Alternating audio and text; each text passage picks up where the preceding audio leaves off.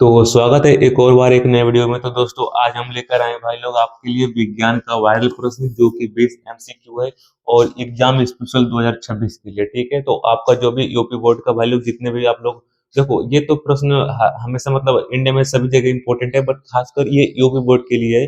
तो मैं बता रहा हूँ कि जो ये 20 एमसीक्यू है इसको करने के बाद आपका 15 से 16 नंबर इजिली फिक्स है। बाकी दो चार क्वेश्चन रिपीट होते हैं तो बार बार कुछ एक आध दो नए आते हैं, तो मैं उसको अभी आगे करवा दूंगा। बट अभी जो है वायरल प्रश्न है जो 20 ऑब्जेक्टिव है जो हर बार रिपीट हुआ है, तो मैं उसको लाया हूँ। तो पहले सबसे पहले इसको आप लोग ध्यान से देखना।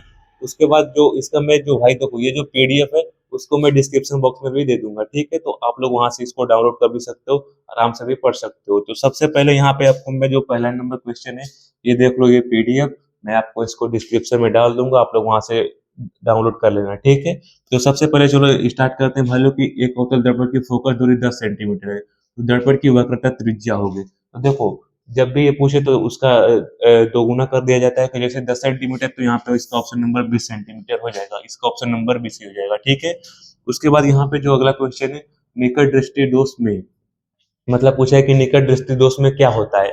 तो आपको बताना है कि पास की वस्तु साफ नहीं दिखाई देती, दूर की वस्तु साफ नहीं दिखाई देती, पास बैठकर चाय नहीं पी सकते और दिखाना बिल्कुल बंद हो जाता है। ठीक है, तो यहाँ पे इसका ऑप्शन नंबर 20 सही हो जाएगा, दूर की वस्तु साफ नहीं दिखाई देती है। बाकी यहाँ पे सारे ऑप्शन गलत है, तो यहाँ पे इसका ऑप्शन नंबर 20 हो जाएगा, दूर की वस्तु साफ नहीं दिखाई देती है। ठीक है, उसके बाद यहाँ पे जो अगला क्वेश्चन है विद्युत धारा का SI मात्रक है।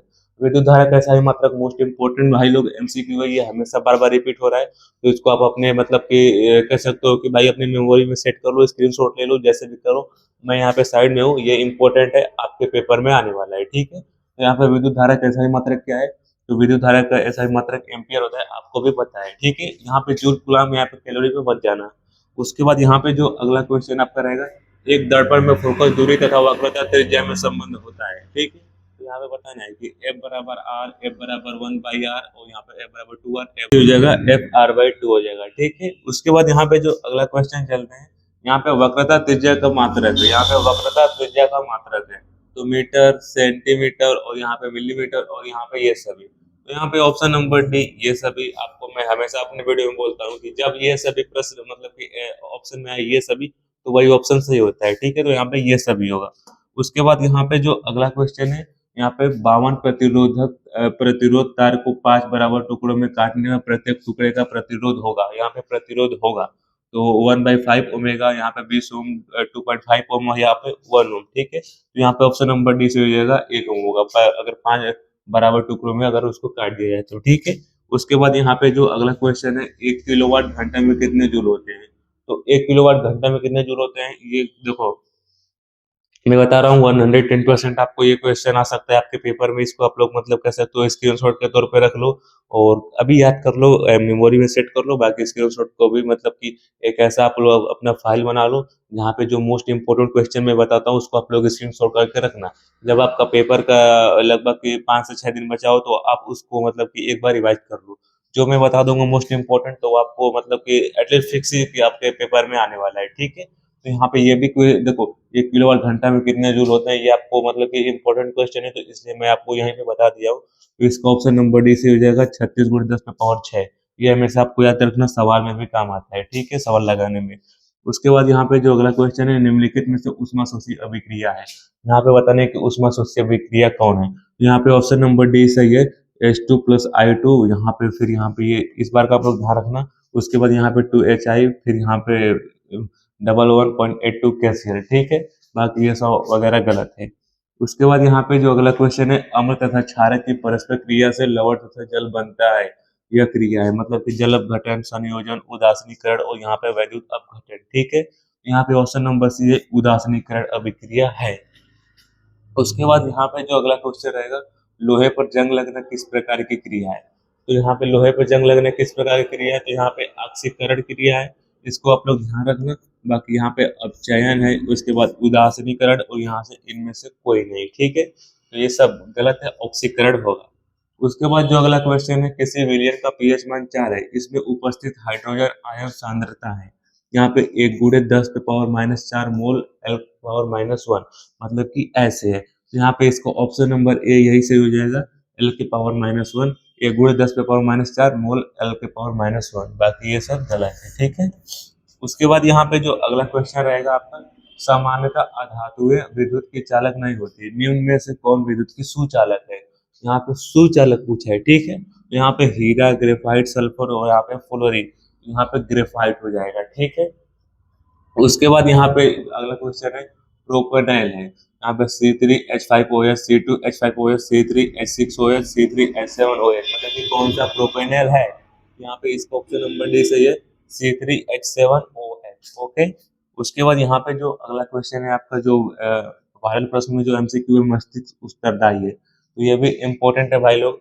मस्तिष्क उत्तरदायी है, तो यहाँ पे सोचने के लिए, हृदय संपादन के लिए, शरीर संतुलन के लिए और यहाँ पे सभी के लिए, तो यहाँ पे सभी के लिए हो जाएगा, क्योंकि आपको बताया हूँ कि ये सभी आएगा या सभी के लिए या उपरोक्त सभी, तो मतलब यही होता है, और इंग्लिश में ऑल ऑफ दिस।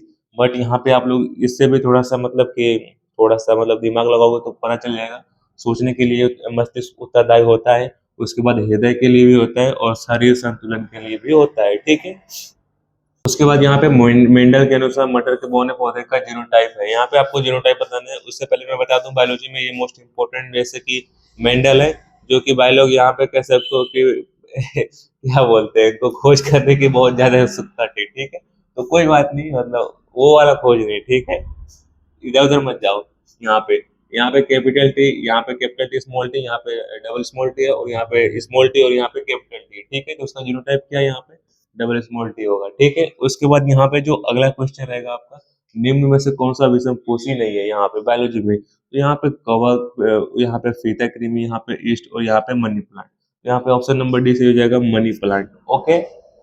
उसके बाद यहाँ पे जो अगला क्वेश्चन है, जठर रस स्त्रावित करने वाली जठर ग्रंथियां उपस्थित होती है, तो अमाशय में, छोटी आंत में, यकृत में और यहाँ पे बड़ी आंत में, ठीक है।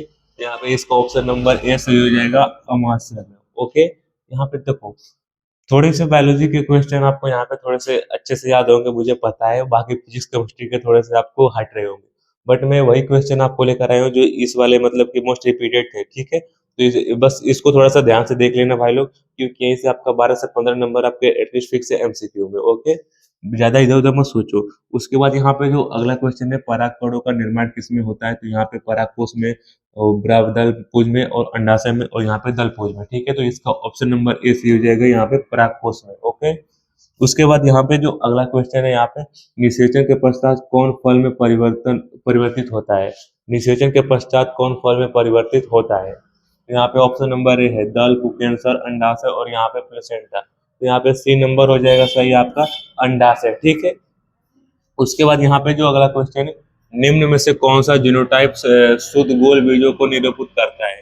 शुद्ध गोल बीजों को निरूपित करता है, तो यहाँ पे स्मॉल टी, यहाँ पे कैपिटल टी स्मॉल टी, यहाँ पे स्मॉल टी और कैपिटल टी और यहाँ पे कैपिटल आर, ओके। तो यहाँ पे देखो, जो ये भाई मेंडल जी है, तो उन्हीं का ये सब प्रयोग है, तो इसका कैपिटल टी स्मॉल टी वगैरह जो जो भी है, इसको थोड़ा सा ध्यान से पढ़ना है, ठीक है। तो दो क्वेश्चन अभी आ गए आपके 20 एमसीक्यू में ही, ठीक है। तो इस बात का ध्यान रखना कि यहाँ पे मेंडल कितने इंपॉर्टेंट है, तो आपको हमेशा इसको याद करके ही जाना है मेंडल जी को अपने। तो यहाँ पे इसका ऑप्शन नंबर डी से हो जाएगा, कैपिटल आर, ओके। तो यहाँ पे आपका 20 एमसीक्यू हो गया विज्ञान का भी।